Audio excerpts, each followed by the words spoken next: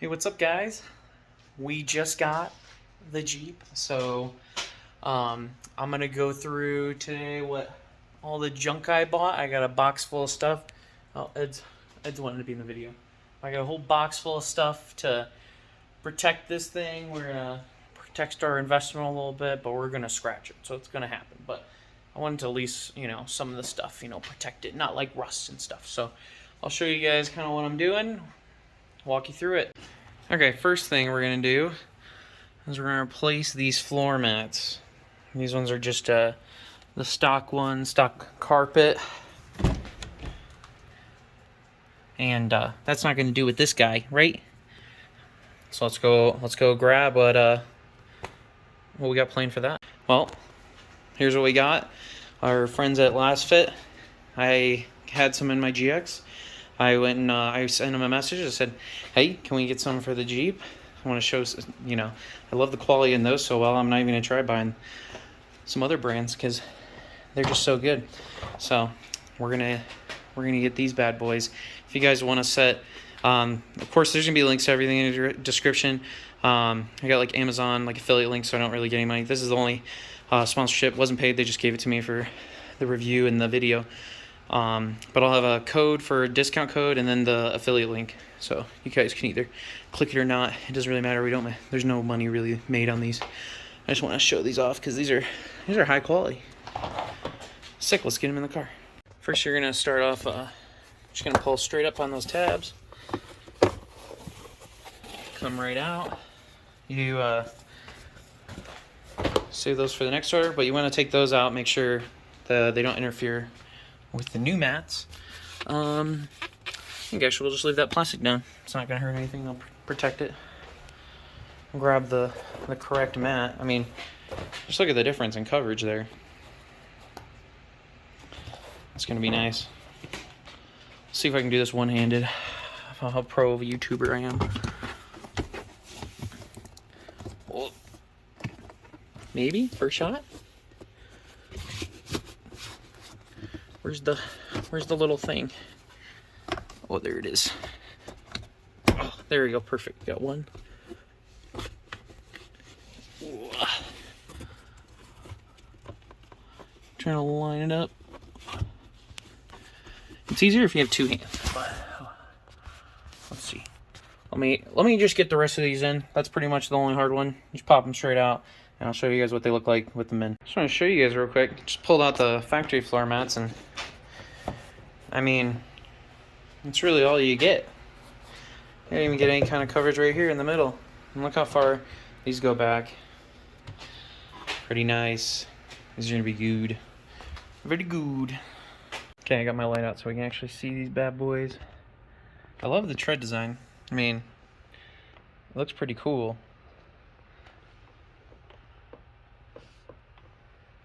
Oh, look at that. Really good coverage. I didn't realize how much room is underneath the Jeep. This is the first time I'm even looking under here. So much room for activities.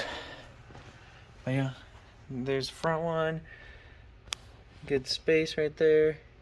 One thing that Jeeps are weird about, I mean, this is my first Jeep, is they don't have a dead pedal right here like most Toyotas. So I'm gonna buy one of those and I'll let you guys know how it like interacts with that. But yeah, or else you're like leg fall asleep. I don't know why Jeep doesn't do that, but get to the other side. Yeah, there you go. I mean, like, this is the middle part. Gosh, that'll have to just sit in the car for a bit, since that's like that's the only place that like in shipping it folds. But after it sits in the car for like a few weeks, especially once it actually warms up, that'll mold.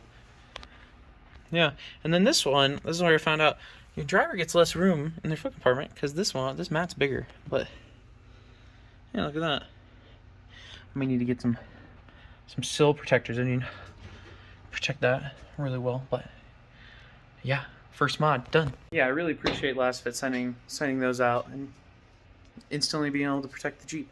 Their shipping is crazy fast. They said I talked to them on like the 29th, and I was like, hey, Jeep's coming soon. You guys want to work together or whatever? And then they were like, oh, these are like backward, possibly January 6th. And then they got here before my Jeep. They were here on like the 2nd.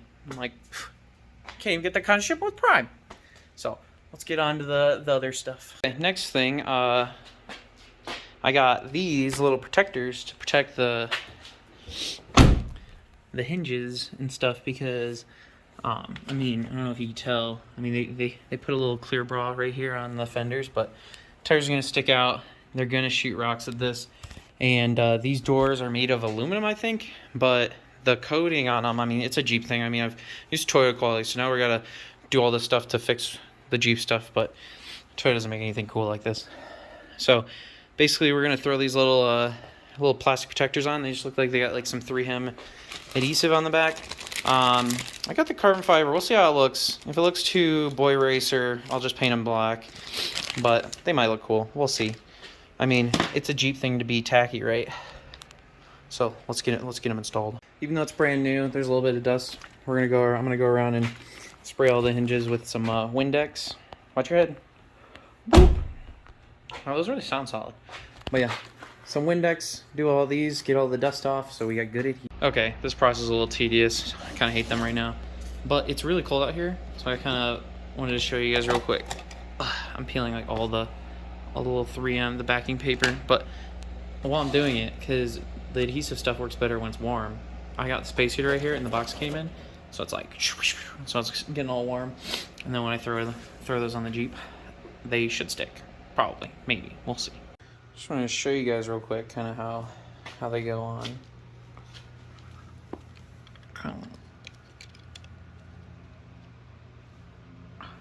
Just kind of line it up there, and then go through. I got the heater on them also. You're gonna have to, with 3M tape and stuff, you gotta hold it for like 30 seconds for it to get proper adhesion or whatever. But I'm gonna come back through with the heat gun and just go over each one, get them nice and warm, and make sure they stick properly. Oh. Well, yeah, so they offer pretty good coverage. I mean, this is a little exposed, but look pretty neat. We'll keep going. Okay, there we go. I think I like it. I mean, there's kind of a contrast thing kind of going on already. You can kind of tell it's carbon fiber, but not really. It's kind of just gray looking from far away. It's not carbon fiber though. It's just looks like plastic with like some hydro dip or something.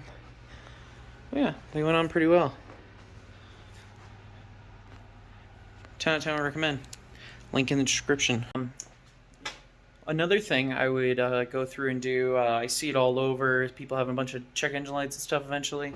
For some reason, the robot who pushes the fuses down doesn't know how to do its job. So we're going to go through and we're going to see if any of them are loose or anything and push them down so we don't have any silly issues. We just take off our latches, don't have to pop them. I mean, if you got a new Jeep here, this is how you do it. So you go boop, and then it opens. It's different than like a normal car. Since it's already open, you don't have to pop any latch. The thing that is a little difficult is there's a little thing in there, and you gotta push it that way. There's not like a button or a lever. But yeah, so this is the thing you're trying to do. You're trying to push that to the side. Kind of weird, messed me up for a second because most other cars you don't do that. But look how tight the engine bay is. Okay, let's get over to our fuse boxes. Fuse box over here. Let me get that popped open. Well, I just filmed myself pushing these all in. There was a lot. This one pushed down like a whole millimeter. You definitely want to go through and do this. There is pretty much like these types of fuses, these ones, this one. A lot of these relays, I think, they're all loose. So definitely go through and push those fuses down. A lot of people say, just go to the dealer when you have an issue, blah, blah, like you check engine light. I mean, do some investigating, because sometimes they're going to just sit there, like sit on your lot for like a month or whatever, trying to get you in if they're busy, and like they might not even know the issue, and they're going back and forth, and now you don't even have your Jeep for a while. But yeah, when you get it, first thing, go push the fuses down. They're loose. Okay, on this side, another thing Jeep does is put this goofy, super big antenna that, when you're wheeling, it's just gonna smack against your roof. So it's just what is it? You can grab the right wrench, or you can just grab some. Actually, I'm gonna grab the right wrench because It's keyed on the side. We'll see what that size is. Okay, once you break it loose, it's got some thread locker in there, so it might fight you a little bit, but replacing that, this is going to be definitely a Ricer mod, but you can go buy a bunch of antennas off Amazon, but I bought the 50 cal bullet. You know, it's a Sarge green Jeep. Why not? Let's see. Oh yeah, fits right in there. And I'll try to see if I'll get on the FM or whatever and see, but I don't know when the last time I listened to the radio was. Okay, I'm gonna grab some tools and try to get this around on the last thread, but yeah, that drastically improves the looking. At least we got less stuff that's gonna get in the way and potentially, you know, mess up or crack our glass. Somehow it made it all the way here, and the glass isn't cracked yet. We'll see how long that lasts. Okay, next mod is definitely a good one. We got ourselves a screen protector for, you know, the big screen in the middle. We're gonna be obviously, you know, off-roading, our hands are whatever you're gonna do dirty, you get a little dirt in the front, and you're gonna scratch the heck out of your screen. I don't know, they don't really put like the highest quality screens on. I mean, you put the screen protector on your phone, might as well throw it on your Jeep. So we'll get this on. Okay, one thing that I will give you like a pro tip about is what is it? Before you put the screen protector on, you can see all the stuff on there. Like you can see where somebody put their dirty finger on there already. You know, I told the dealer to leave this plastic on, but you know, we'll just make do. But we're gonna go through. Looks like this one's got tools. It's got instructions, but doesn't have what we need. Yes. Okay. Good. So. You got that. We'll go through the cleaning process. Okay, they always come with a, you know, little alcohol pad, so we'll go through, get all the stuffs off.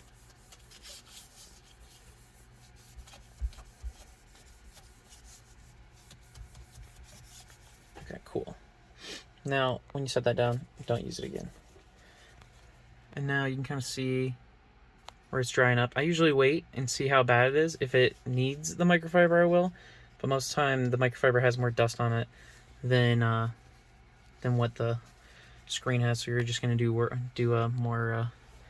bad. Let's see. So yeah, we just got a little bit down there. That spot's still there. Somebody had a real oily finger. Some dust on there, so they include these handy dandy stickers, and then you can just go.